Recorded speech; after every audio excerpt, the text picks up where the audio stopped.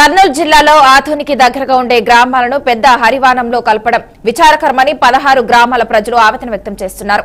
Adoni urban, Adoni rural గా విభజించి Adoni rural పరిధిలో మా గ్రామాలు ఉంచాలని కూడా అధికారులకు విన్నవించారు.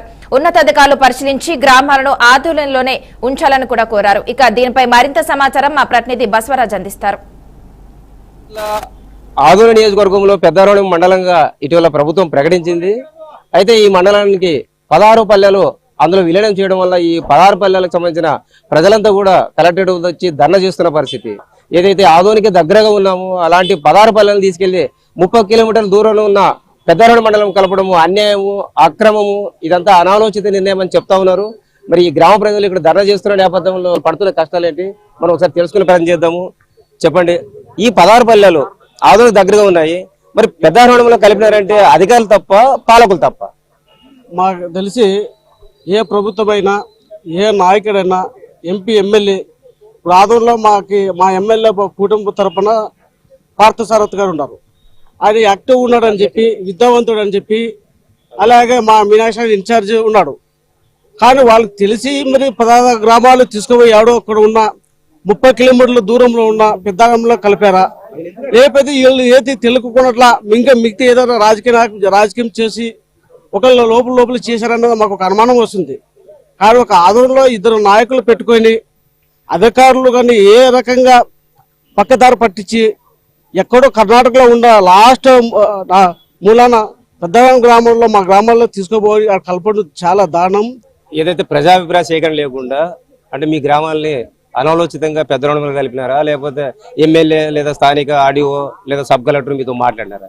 సార్, ఇంకోటి, ఈ మా గ్రామాలని కొత్త మండలమైన పెద్దవరం గ్రామంలో కలపడము ఎటువంటి ప్రజాభిప్రాయ సేకరణ లేకున్నట్ల, ప్రజాప్రతినిధుల సేకరణ లేకున్నట్ల నిష్పక్షపాతంగా ఏకపక్ష ధోరణిలో ఒక అధికారులు అయితేనేమి కంపల్సరిగా లోకల్ ఉండే ఎమ్మెల్యే కంపల్సరిగా అభిప్రాయాలు తీసుకుంటారు. ఉన్నతాధికారులు కలెక్టర్ గారు అయితేనేమి, మినిస్టర్ గారు అయితేనేమి. మరి ఆ ఎమ్మెల్యే గారు గతంలో అసెంబ్లీలో 4 మండలాలు కావాలని చెప్పి ఆయన అన్నాడు, సంతోషమే. కానీ 4 మండలాలు పోయి 1 మండలం ఇచ్చినారు. అది లేకలేదు తూచా వహించి మాకు న్యాయం చేస్తారు, మా గ్రామాల్లో ఎక్కడుండే ఆదంలోనే కార్యకలాపాలు జరిగేటట్లుగా మాకు న్యాయం చేస్తారని చెప్పి మేము హృదయపూర్వకంగా అడుగుంటాం. జిల్లాలు చేస్తా ఉన్నారు ఇప్పుడు పరిపాలన సౌలభ్యం కోసము కొన్ని నియోజకవర్గాలకి జిల్లా కేంద్రాలు దూరంగా ఉన్నాయని.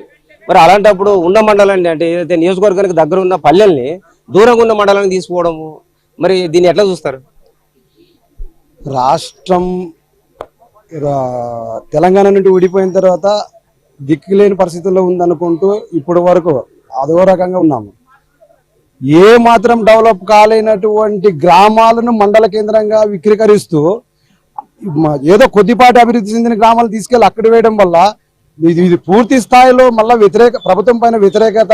రేపు మండల కేంద్రం అయ్యి గ్రామాలను అడాప్ట్ చేసిన తర్వాత చిన్న విషయాలు కూడా సఫర్ అయ్యే అవకాశం ఉంది. పెద్ద హరివానం నుండి ఆదోనికి రావాలంటే కనీసం రోడ్డు కూడా సక్రమంగా లేదు. అలాంటి ఊరికి ఆదోని నుండి అంటే తూర్పు నుండి పడమర దశకి మేము 30 కిలోమీటర్లు వెళ్ళాలంటే 2 వీలర్లో వెళ్ళలేని స్థితిలో ఉంది రోడ్డు. అలాంటి గ్రామానికి మండల సౌకర్యం అయిన తర్వాత హాస్పిటల్ అయితేనేమి, కార్యాలయాలు అయితే, ప్రభుత్వ కార్యాలయాలు అయితేనేమి, పోలీస్ స్టేషన్ అయితేనేమి, ఏమైనా ఉన్నప్పుడు ఎమర్జెన్సీలో వెళ్ళాలంటే నరకంగా అనిపిస్తుంది. పెద్దారోళం మండలాన్ని చేస్తే మేమంతా కూడా అంత దూరం వెళ్ళలేము, అది మాకు ఇబ్బందికరంగా.